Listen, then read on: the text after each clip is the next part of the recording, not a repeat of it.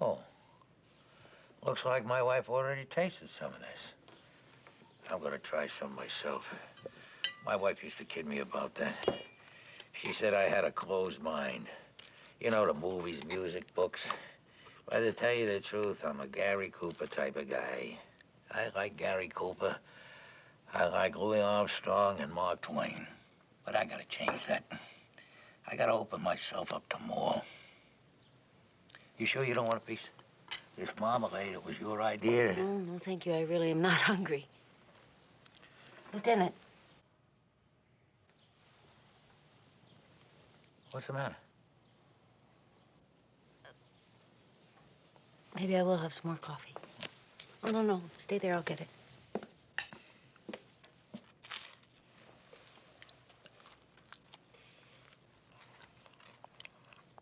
There's only one thing I don't get, and I'll admit it's bothering me.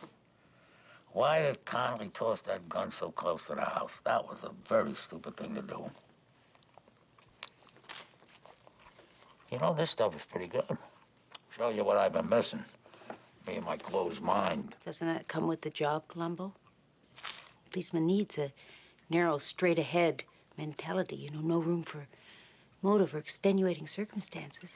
Well, ma'am, when it comes to first-degree murder, my feeling is there are no extenuating circumstances. Maybe you've never been desperate or frightened. But there are men who would go to any lengths just to protect the people they love. My husband was like that, believe me. It's getting very warm in here, isn't it?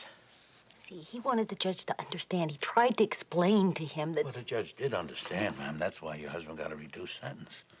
Because he was mentally unstable. My husband was not mentally unstable. You have got no right to say that. Well, excuse me, ma'am. I mean, that's not my judgment. I'm just bringing out what was in the trial. It's getting very warm in here. I think I'm going to turn down that thermostat. That judge was a sick, prejudiced old man. I hated the sight of him. I hated the sound of his voice. Oh, excuse me.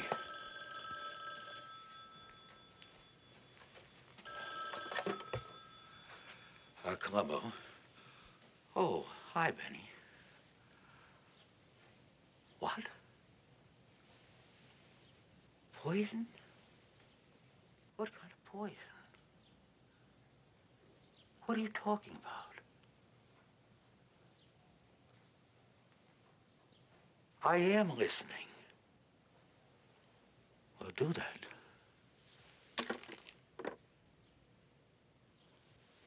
That's crazy. What is it? The coroner's office. They made additional tests. Don't ask me the names, very complicated, long names. They found evidence of poison. Did they? What kind of poison? Something very unusual.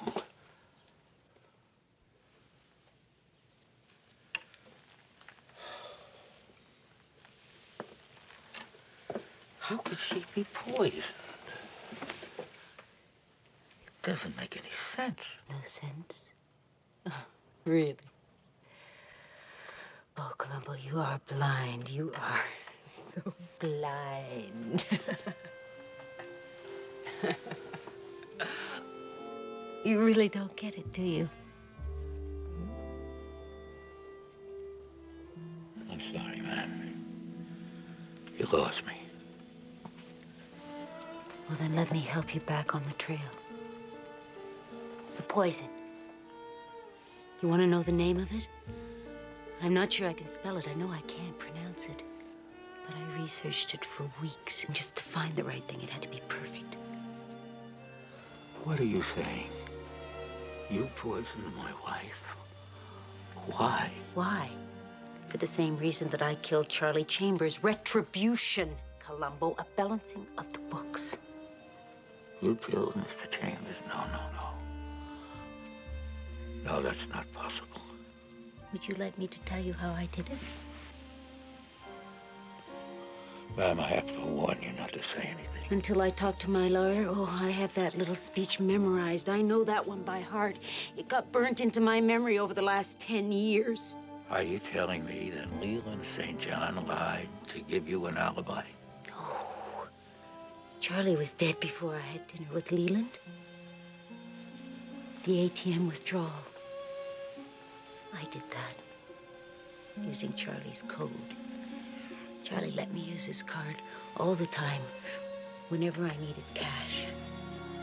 Ma'am, is this some kind of confession? You're forgetting. I'm still a police officer. But you won't be for long. In a little while, the phone is gonna ring, and it'll be your friend Benny again, with some more information from the coroner's office. Only this time, you won't be able to answer the phone, Columbo, because you'll be dead. Lying right here on your kitchen floor. I don't think so, ma'am. You see, this is not my kitchen floor. What? I said this is not my kitchen floor. And this is not my house.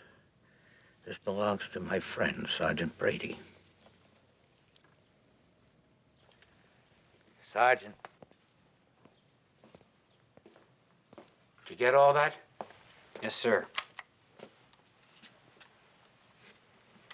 I would have done this at my house, but my wife's got a bad case of the flu. I didn't want to disturb her. Your wife is alive? Oh, yes, ma'am. But the funeral at the cemetery, I saw... What you saw were a lot of my friends, other policemen, their wives.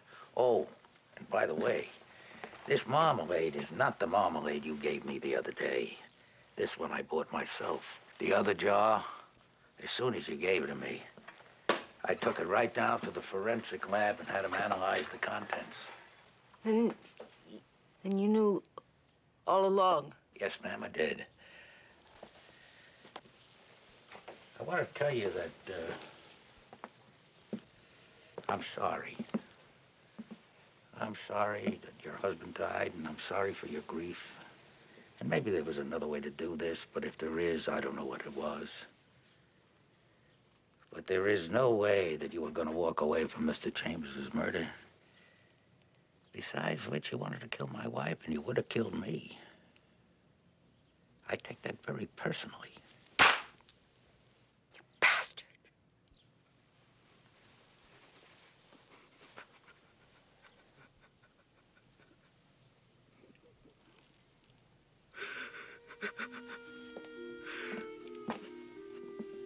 Just one more thing.